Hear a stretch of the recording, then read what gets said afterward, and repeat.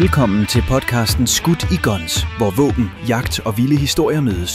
Dine værter er Thomas og Rasmus. Det er sådan en trademark. Hej Rasmus. Hej Thomas. Velkommen til dagens afsnit I Skudt i Guns. Skudt i Guns. I dag skal det faktisk handle om guns. Endelig. Det er jo mit bedste kompetence. Yes. I dag skal vi snakke om, hvad man skal kigge efter, når man skal vælge en haglbøsse. Præcis. Og hvad der findes af forskellige modeller. Forskellige typer haglbøsser. I modeller, der er sagt med mange. Så jeg har lavet en kop kaffe, og så får du ellers bare lov til at give den, hvad du gør bedst. Gas. Så stopper jeg dig, når der ja, så må du stoppe en halv time. Perfekt, Torgård. Jamen, valg af haglbøsse, det er jo et stort emne. Ja. Vi har valgt i dag, fordi det er et af de første sådan, spørgsmål, man som nyudklikket jæger man ligesom kommer i møde, det er, hvilken haglbøsse skal jeg vælge nu? Ja. Og det er svært, og det er nemt, fordi der findes del med meget derude. Og vores mening med den her video, det er at gøre det lidt nemmere at vælge. Ja, også i forhold til, hvis man nu vil ud og købe noget brugt, eller præcis, man får tilbudt et våben fra en eller anden i jagtforeningen. Yes, eller en fra familien, der siger, du må godt arve mit gevær her. Så vi har taget lidt en repræsentant af det hele, med den gode side-by-side, sportsbøssen og jagthaglbøssen. Yes. Ikke at side-by-side er selvfølgelig også jagtbøssen, men over og side-by-siden, og så din sportsbøsse. Ja. Hvis vi tager dem helt fra toppen af, hvad er forskellen på en side-by-side og en over-under? Yes, sir. Det ligger jo lidt i... Det ligger nemlig lidt i navnet. Side-by-siden er i lavpraktiske set, så er det en haglbøsse, hvor din løb ligger ved siden af hinanden. Det er som regel et gevær, der vejer mindre end din over-under. Og så er det i mange tilfælde af ældre datoer. Der findes nyproducerede side-by-sider, men de er som regel lidt dyre, så de fleste, man kommer i besiddelse af, det er brugte side-by-sider af gammel dato. Ja. Og jeg synes jo, en side-by-side er en rigtig jagtbøsse. Det er et smukt gevær. Den er yndig, om man så må sige, og kommer i mange forskellige... Jeg kan lige prøve at holde den op. Ja, præcis. Se her. Her har vi et eksempel af en tysker, en Simpson. Ja. Og det er et meget kendt mærke. Det er sådan rigtig udbredt, en Simpson-sul. Som regel, så har side-by-side jo 2 aftrækkere. Og det er også noget af det, vi skal snakke om i dag med mængden af aftrækkere. Hvad det egentlig har af indflydelse på geværet. Altså en aftrækker til hvert løb. En aftrækker til hvert løb, lige nøjagtigt. I stedet for en enkelt aftrækker. Så derudover, så har de også som regel ikke ejectorer. Ejectormekanismen gør, at når du knækker din haglbøsse, så den affyret patron vil blive kastet ud af kammeret, så den er tom, og du er klar til at putte en ny, frisk patron i og lukke bøssen og skyde videre. Okay. Det findes. Der er side-by-sider derude med både enkel aftrækker og ejector. De som regel er lidt dyrere priser end den simple med 2 aftrækker og udtrækker, som man vil kalde det. Men de er der. Så har du jo lidt forskellige skæfter.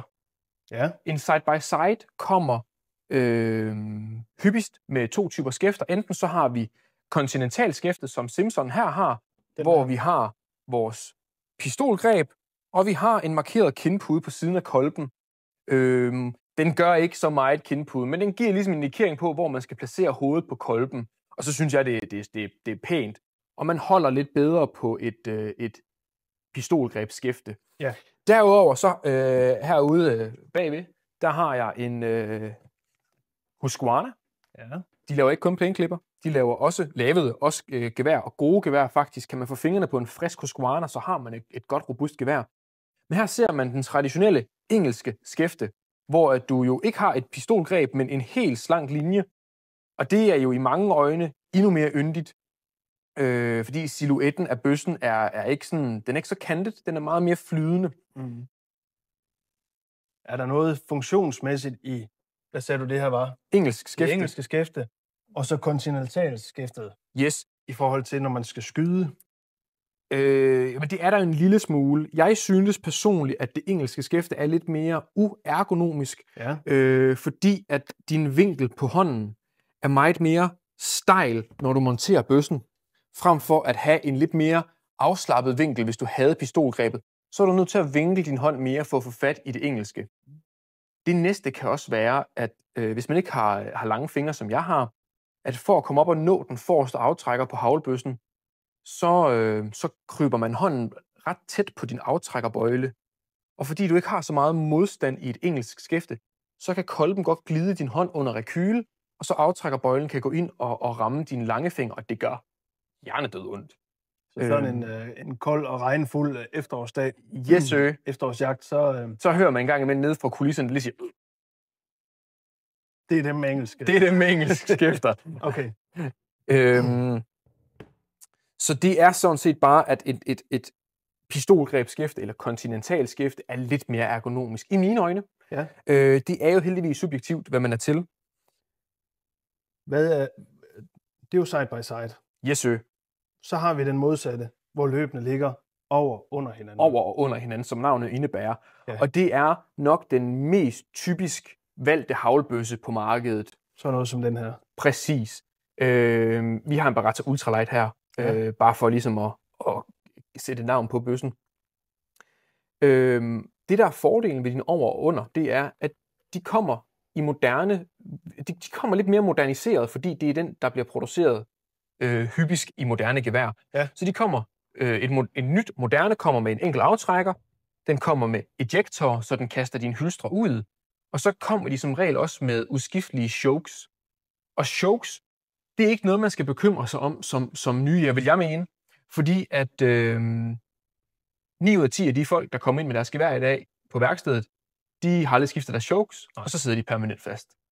Men det i teorien er med en choke, det er, at du kan skifte trangboringen ud på din haglbøsse, så den enten spreder mere eller samler mindre. Ja. Så det her er jo så udvendige chokes. Det er udvendige chokes. Det er sådan lidt misledende navn, fordi at det meste af choken sidder stadigvæk inde i bøssen, men den er synlig udefra, hvor at Berettaen har en indvendig choke, hvor den ligesom slutter ved mundingen af løbet. Så der kan man se, hvis man kigger, det er ikke sikkert, man kan se det her på videoen, men... Nej, men kigger man ned ad mundingen, så kan man se, at der er en choke. Der er sådan nogle takker. Præcis. Må jeg håbe, du rammer. Ja. Vælger man en haglbøsse med chokes, ja. Det er ikke noget negativt, det er fint. Man skal bare huske at vedligeholde dem, fordi at ruster de fast, så er det sådan lidt omkosteligt at få dem skåret ud eller løsnet. Ja. I værste tilfælde, så skal de skæres ud. Så lad være med at gå for meget op i, om den har chokes eller ej. Det du til gengæld skal gå op i, hvis du køber en ældre haglbøsse, det er, hvordan trangboringen er boret. Fordi i gamle dage var det typisk at have en meget snæver trangboring, så den samlede haglen meget kompakt. Ja. Og det er jo fordi, vi skød med blyhagl dengang. Men fordi man i dag skyder med stålhagl, så er det meget vigtigt, at din trangboring er reguleret efter stålhagl. Fordi at i en stålhavlspatron, der opbygger du et meget højere tryk inde i havløbet. Ja. Og det her højere tryk, det bliver forøget, hvis du har en snæver trangboring. Hvis man skal sammenligne det med noget, de fleste kan genkende til, så er det vandslangen hjemme i haven.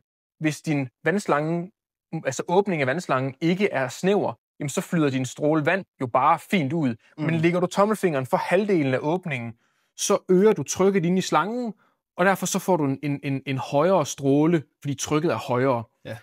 Og de her bøsser er ikke bygget til at modstå det her ufattelig høje tryk, som kommer i en stålhavspatron.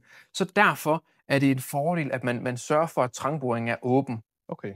Så arver man bedstefars haglbøsse, så fungerer den som regel.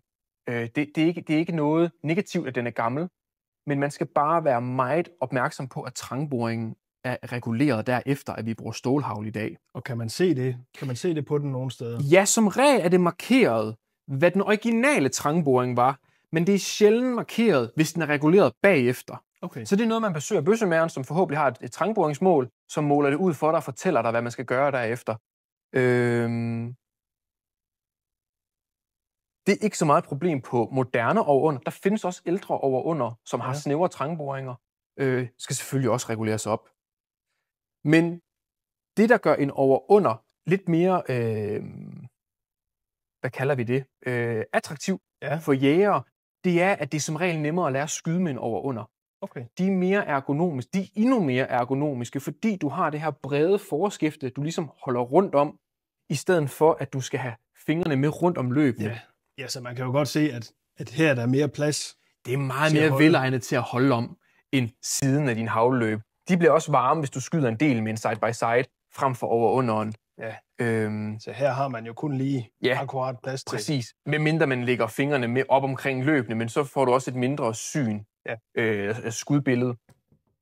Det næste er, at en over-under, nu bliver det lidt teknisk, den har et mere lineært rekyloptag, fordi at linjen af løbene, nu er havlbøssen selvfølgelig tom, det er de alle sammen, linjen på din havlbøsse kontra skæfte og løbene, det er centreret med hinanden, de ligger på linje. Så det her bagudgående rekyl, det vil blive absorberet lige ind i skulderen. Så det eneste, du vil opleve på havlbøssen, de hopper som regel en lille smule til siden, men som primær så er det, at din rekyl er mere opadgående og tilbagegående, fordi at din løb ligger på linje med skæftet. Hvor tager man en side-by-side og sammenligner rekyllinjen med din skæftelinje, jamen det første skud, du affyrer på en side-by-side, det er hypisk højre løb, eller det vi kalder forløbet i fagtermerne. Jamen centerlinjen af løbet er ikke centreret med din kolbelinje. Nej. Så det vil resultere i, at din havlbøs vil vippe mere til siden og op, hvilket gør den sværere at kontrollere, når du skal skyde næste skud. Så er der nogen, der siger, at man skal bare holde bedre og fat. Men helt lavpraktisk, så er de lidt mere levende end en over-under. Så en over-under er nemmere at kontrollere for en begynder. Jeg synes også tit, jeg hører mange sige, at side-by-side slår hårdere end over-under. Det gør de også, fordi de vejer det mindre. Okay. Du har jo som regel den samme mængde havl og rekyle eller energi bag patronen i en side-by-side, som du har i en over-under. Men hvis du har mindre vægt til at absorbere den her energi, jamen så bliver restenergien overført til din skulder i rekylet. Så derfor er de lidt mere sparkende, end en over-under er, fordi de er lidt tungere. Okay. Det næste er så sportsbøssen. Det er jo en havlbøsse, der er specialdesignet til at ødelægge lerduer. Men det er ikke ens betydende med, at den ikke også kan skyde fugle. Selvfølgelig kan den det. Altså, du kan også køre ud og handle ind i en sportsvogn. Men du har måske lidt flere features på den her. Ja, en dedikeret sportsbøsse er nemmere at genkende på lidt afstand, fordi at du har som udgangspunkt en bredere sigteskinne. En jagtbøssen, den vil være mere smal. Så vil du have en ventileret sideskinne, der gør, at din havløb køler hurtigere ned. Og vise skinnerne her, der kan lige præcis tydeligt se forskellen. Her har vi en 5-6 mm skinne, hvor vi her rammer næsten 11 mm. Så det er meget mere markeret. Og siden af skinnerne, kan du se, er ventileret frem for en lukket skinne på jagtbøssen. Det næste vil være, at dit forskæfte vil være mere groft. Det vil være stærkere og bredere, så du har endnu bedre fat om havlbøssen. Og så vil man også se, nu er det her en linksbøsse. Det er jo til alle dem, der skyder fra venstre skulder. Der vil man gå med en linksgevær. Så vil man også se, at pistolgrebet er mere stejlt. Det vil som regel have en håndudfyldning, der fylder din hånd bedre ud. Og så vil geværet i sig selv veje mere. Fordi som vi snakker om tidligere, den her højere vægt, den reducerer også din rekyle, så den er mere håndterbar på banen, og den er mere behagelig at skyde med efter flere skud. Ja. Så er der mange, der vælger et længere løb på deres sportsbøsser, fordi at det giver du kan se, den er lige 2 tommer længere. Ja. Det giver et mere håndterbart sving, og et mindre opspring ved mundingen, når du skal skyde dit næste skud, hvis man skyder dublerer. Det er upraktisk i en skovjagtsituation, fordi at et langt løb kommer i karambolage med grene og det hele. Ja. Men skal man stå og skyde fugle på marker, hvor du har mere tid til at svinge igennem, jamen så kan et langt løb være praktisk. Er man en stor, høj gut, der har fået noget råbrød, jamen så vil jeg gå med et 76'er eller det vi kalder en 30-tommer løb, for du kan godt håndtere det som en stor fyr. Og det er 76, det her? Det er en 76'er, den her. Så man kan sige, valg af gevær kommer også lidt an på, hvad man måske har tænkt sig. Hvis man måske har en idé om, jamen jeg har en hund, som jeg gerne vil bruge på jagt, så er det måske klogt at gå efter noget, der er lidt lettere, hvis du ved, at du skal igennem noget, noget skov og noget terræn. Præcis, fordi at oftest, hvis du er på bevægende jagt, så skyder du måske lidt færre skud, end hvis du er på post. Og de her færre skud, jamen dem kan du godt kompensere for i en lettere haglbøsse, som måske sparker lidt mere. Ja. Men som begynder, vil jeg anbefale, at man tager det, der er nemmest at komme i gang med. Fordi en sport, uanset hvad det er, den er sjovere, hvis det går godt. Ja. Og hvis man ikke bliver straffet. Ja. Og uanset hvad, så er det jo også... Altså, det er jo manden bag, der rammer. Det er manden bag, der rammer. Det er jo bund og grund ligegyldigt, om det er det ene eller det andet. Man skal bare lære at skyde med det, præcis, man anskaffer sig. Så det her det er jo sådan lidt en hurtig overgang af, hvad man sådan kan blive udsat for af gevær. Ja. Nu synes jeg, vi skal snakke lidt om, hvad man skal kigge efter på de individuelle geværer. Ja. Så vi tager side by side. Lad os lege, at min morfar, han har den her. Yes. Og den vil han gerne... overrække til dig. Den vil han gerne give til mig. Hvad skal jeg kigge efter? Hvad skal jeg... Når man modtager brugte gevær, ja, som jo hyppigst er starterbøssen, jamen det første, man kigger efter, det er det, som er lidt mere vanskeligt at ændre, hvor der skal fagfolk til, det er mekanikken. Yes. Hvis ikke mekanikken den er i orden, så synes jeg, at resten det er underordnet, fordi så kan den passe dig i så godt, men hvis mekanikken den er skidt, det er fint, lakken den er god på bilen, hvis ikke den kan starte. Ja. Så, det første, vi kontrollerer, det er slør. Fordi at ældre haglbøsser har som regel været med i en krig eller to, yes, og kunne derfor have noget slitage i mekanikken.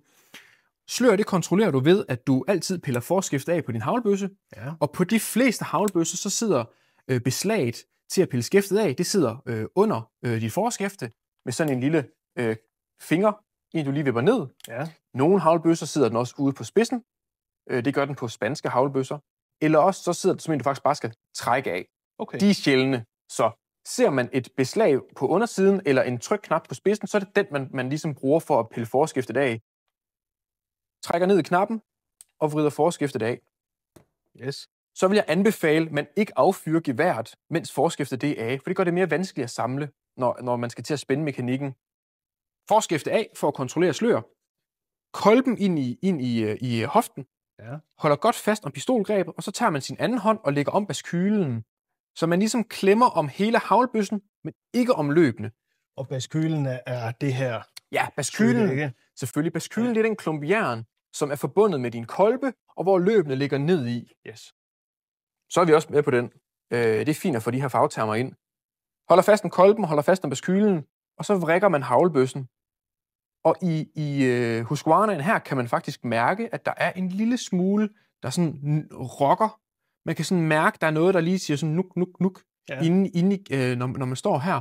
Og det er et tegn på, at løbende ikke ligger 100% fast, eller ligger tæt til baskylen, og det slør. Så der er lidt slør i den der? Der er lidt slør i den her, og det er noget, man vil skulle få repareret. Det vil jeg anbefale at starte med en bøsse, der ikke har slør. Og mange vil sige, at det er jo bare lidt slør. Men lidt slør er for meget slør. Ja. Der skal bare ikke være slør i din haglbøsse. Hvis der er slør i den, vil det så blive til mere slør? Ja, slør, det udvikler sig meget hurtigere, når det først er der. Okay. Det er ikke, fordi din haglbøsse den springer i luften af, at der er lidt slør. Du kan sådan set godt skyde med den, men det bliver værre og værre og værre, og lige pludselig så er det så slemt, at det går hen og bliver et problem. Okay. Så fang det, mens det er tidligt.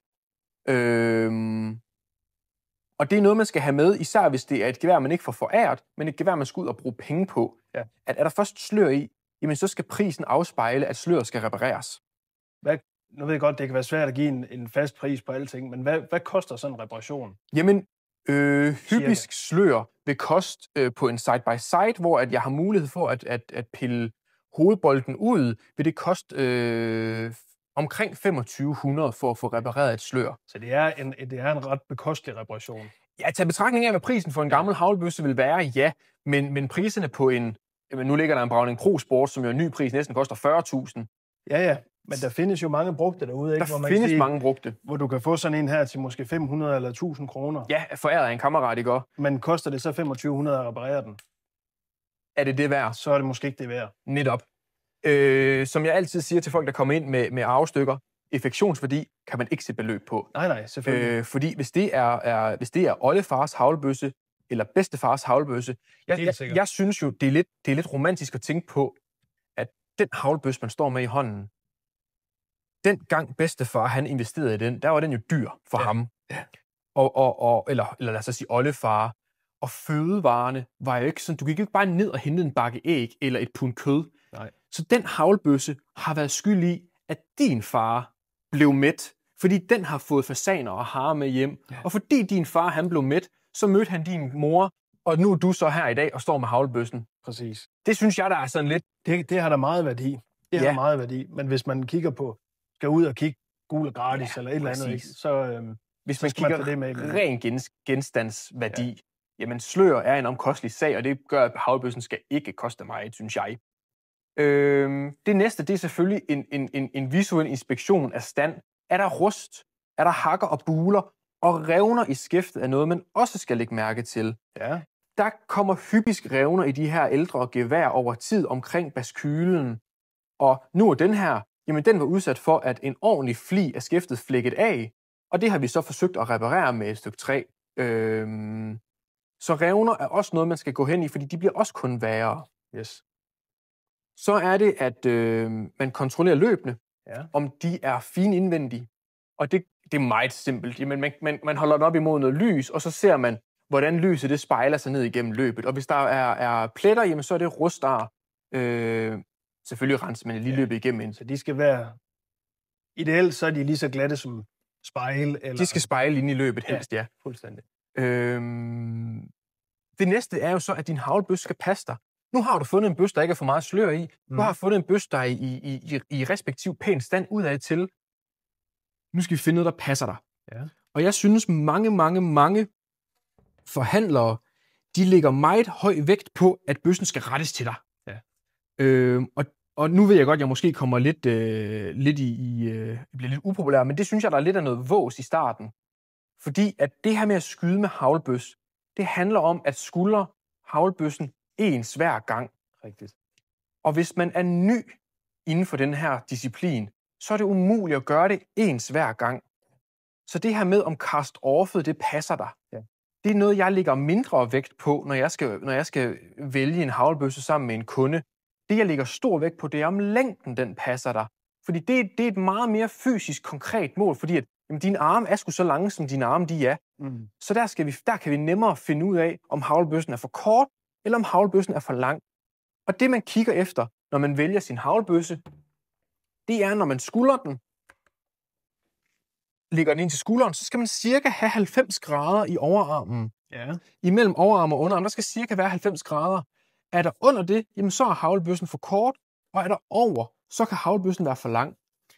En for lang haglbøsse, det oplever man hyppigt, at det er en bøsse, man skal sådan trække væk fra sig og lægge ind til skulderen. I stedet for, at du bare kan løfte den op til skulderen. Ja. Det er nemmere at lære at skyde med en lidt kortere haglbøsse, så hvis den er 5 mm kortere end de her 90 grader, så vil jeg ikke ligge søvnløs omkring det, fordi at, jamen, du tager som regel en vest på eller en sweater i vinterperioden, og en kortere haglbøsse igen, det er nemmere at skuldre, og skulder du først rigtigt, jamen så har du nemmere ved at lave det her korrekte foranhold på din sidedue, og dermed træffe sideduen. Ja. Men skulder du den forkert og ikke ens, så bliver dit skudbillede lige pludselig anderledes, og så er det svært at forudse, hvad der sker derude. Så længde. Ja. Så vil jeg gå op i med kunden, at vi selvfølgelig kontrollerer, om castet er rigtigt eller forkert. Fordi er det helt ved siden af, jamen, så skal vi gøre noget. Men det et cast-off eller cast-on, det er på din haglbøsse. Ja. Det er, at vi kigger på en vinkel ud fra din lige linje igennem skinnen, og hvor mange grader din kolbe så peger væk fra den linje. Det, ja. Hvordan kan man tjekke det, når man selv er ude? Altså, nu fortalte du det der med vinkelen. Men i forhold til cast-on og cast-off, er der nogen? Ja, altså, den er jo lidt grum, men jeg gør jo det, at jeg kigger for kunden ved, at vi kontrollerer haglbøssen. Den er tom, så beder jeg kunden skulder geværet og stå stille. Yes. Og så sniger jeg mig ind foran geværet, og så kigger jeg ned over sigteskinnen. Og så det, man holder øje med, det er, at ens pupil, altså det helt mørke af øjet, skal ligge centreret ovenover skinnen. Men det, man selv kan gøre, det er, at man skulder haglbøssen, og så lukker man sit venstre øje, mens man ligger der. Og så kan man se, hvis hovedet... Hvis man er øje. Nu tager jeg... Nej, uanset om du er højre eller venstre dominant, Okay. så lukker du bare det øje, der ikke skal ligge ned ad skinnen. Ja. Lukker det, og så kan du se, om du kigger lige ned ad skinnen, eller hvis du drejer hovedet lidt ind over kolben, om du kommer ud på siden af skinnen.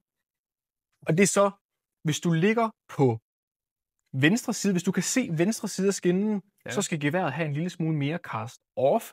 Off, som i væk fra skytten. Det hele tager udgangspunkt i noget højrehåndet skytte. Ja. Det er først blevet mere populært at blive venstrehåndet skytte her på det sidste. Så alle grundprincipper er taget udgangspunkt i noget højrehåndet skytte. Ja. Og omvendt ligger hovedet, og du kan se med dit højre øje, hvis du er højrehåndet, at du kan se højre side af skinnen, så er bøssen drejet for meget, og så skulle du have den lidt ind imod dig selv i cast on. Okay. Men det her, vi er ude i, det er, at hvis ikke du ligger haglbøssen det helt rigtige sted, og du så kommer for langt over med hovedet, jamen så får du et forkert billede. Okay. Og så ligner det jo, at den er skæv, men du holder den egentlig forkert. Ja. Så derfor så plejer jeg at sige, at vi skal finde en bøs, der passer 80% til nyjægeren. Ja. Og så skal han gå hjem og han eller hun gå hjem og tørtræne, så de retter sig de sidste 20% ind efter bøssen. Og tørtræning, det er, at man øver sig på at stille sig klar i skudstilling og kaste bøssen op og kontrollere, ligger den rigtigt.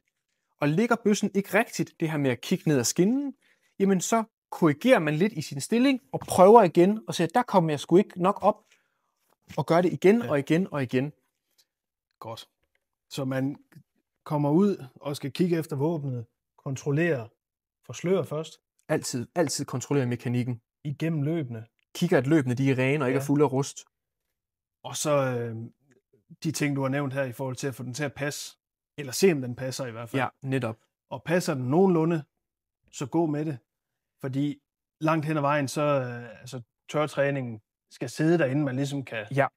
Når man så kommer som erfaren skytte og har skudt hen over et par år, jamen så har man opbygget den her muskelhukommelse, der ligesom gør, at du faktisk kan skulde dit gevær uden haglbøsse. Du kan stå sådan her, ikke? Og sige, det er sådan, jeg gør, når jeg skulder min haglbøsse. Og når man har den, så kan jeg give dig en ny haglbøsse, og hvis skæftet ikke passer dig, så kan du se, jeg plejer at gøre sådan, men fordi kolben er drejet mindre end min haglbøsse, så er mit hoved, det kommer ikke langt nok ind på skinnen. Så den her bøsse passer mig ikke. Okay. Og så kan vi rette den 100% til dig, fordi nu har du din rytme. Men du skal først danne dig den her rytme. Ja. Og der er dit første haglbøsse, det er ligesom din skabelon at danne dig efter. Yes. Igen, den skal passe dig 90 eller 80%. Ja. Men det er umuligt at finde en, der passer 100%. Resten skal du øve dig til. Eller have det tilpasset, hvis man virkelig vil gå op i detaljerne. Ja, men det er umuligt, hvis du kommer dertil. Det er umuligt at tilpasse til en nybegynder. Ja. Men når du bliver hardcore... Det er bedre og bedre. Yes, og den kan sidde lige, hvor den skal. Ja, så tilpasser vi. Så tilpasser man det sidste. Noget andet, man kan gøre, det er, at man kan jo købe dem med justerbare kindpude. Ja. Det har sportsbøssen her. Det gør sådan set bare, at du har mulighed for at flytte dit kontaktpunkt med kinden væk eller tættere på dig, eller op og ned, for at danne dig lige det skudbillede, du ønsker, når du skyder. Yes. Men det er noget, man begynder at gå i dybden med, når man bliver mere habil skydende. Okay. Noget af det, jeg plejer at sige til folk, når man ser nye jægere, det er måden, de skulder bøssen. Der er ikke nogen rigtig eller forkert måde at skulde bøssen på, men der er nogle hjælpemåder.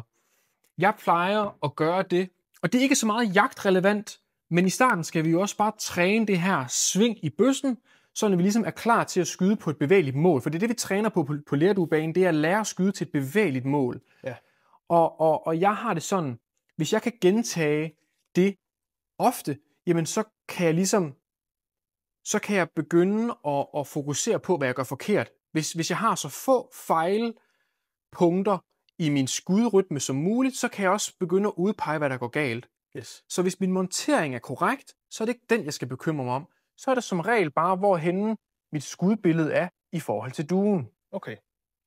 Og hvis man sådan tager den meget, meget firkantet, hvis man står ret og lægger bøssen ind til skulderen, hvis jeg skal have mit hoved ned til bøssen nu, så skal jeg kendre mig ret meget i hovedet. Ja. Og det gør, at jeg kommer helt ud på siden. Og så vil man sige, for satan, at den skal have en masse cast on for ligesom at stoppe hovedet i at komme derover.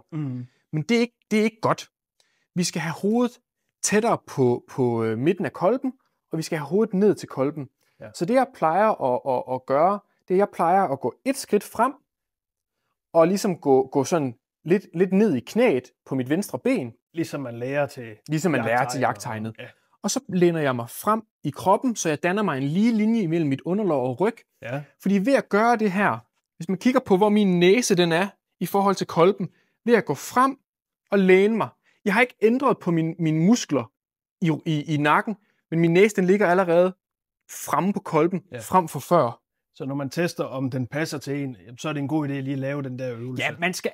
Jeg har sådan en tommelfingerregel. Hver gang jeg håndterer en haglbøsse, så håndterer jeg den som om, at jeg skulle til at skyde. Yes. I stedet for at lave sådan en nå ja, men det ser da rigtigt ud. Ja. Så stiller jeg mig altid klar, når jeg skal håndtere en haglbøsse, for jeg kan lige så godt gøre det til en rytme. Ja, nemlig. At lave min stilling, finde min muskelhukommelse. Ja. Det næste, jeg så gør, ved at jeg står sådan her, så er mit hoved også tættere på min kolbe, eller på mine skuldre. Så det jeg gør, jeg står med min venstre arm og støtter haglbøssen, så løbende selvfølgelig peger opad. Ja. Og det eneste, jeg gør, det er, at jeg løfter min højre hånd, for at få bøssen op til skulderen. Og når jeg rammer mit kind, så ved jeg, at jeg kan sætte kolben ind i skulderen. Ja. Og så passer det med, at jeg er nogenlunde på linje på toppen af min skulder. For hvis du får bøssen for langt ned, så giver det... Det gør, og nu bliver det også lidt nørdet, det er, at du vil stadigvæk have dit hoved ned til kolben. Ja. Og det gør, at du sænker hovedet. Men ved at du sænker dit hoved, så bliver din linje på dit kindben også mere markeret. Så du kommer til at ligge på kanten af dit kindben, i stedet for på din kind. Okay. Og når der så kommer rekyle, og du står sådan her, og bøssen den rejser sig, så kommer kolben til at slå dig meget hårdt på din kindben, og det er mega ubehageligt. Så jo højere du kan få kolben op på linje med din skulder, jo mere af din kind, eller fladen af din kind, ligger du mod, og jo mere flæsk har man ligesom til at tage stødet. Til at tage noget. Så det er meget vigtigt, at man lægger mærke til, at man får kolben højt op. Ikke så højt, men lige op til skulderen, sådan at du er på linje med din skulder og din kolbe, fordi så kan du næsten kun lægge kinden behageligt ned til. Cool. Vi skal til at runde af. Ja. Er der noget lige på falderæbet, du tænker... Alle gevær, der kan sige bank, kan ramme. Yes. Og så er det ellers bare at huske. Tjek for slør. Tjek løbende.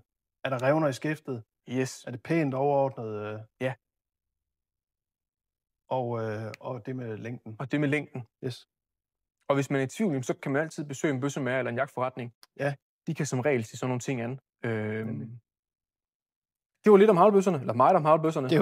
Jeg håber i hvert fald, at der er nogen, der kan bruge det, og I blev en lille smule klogere. Det skal man jo bare komme forbi. Ja. Tak for den her gang. Tak for i dag.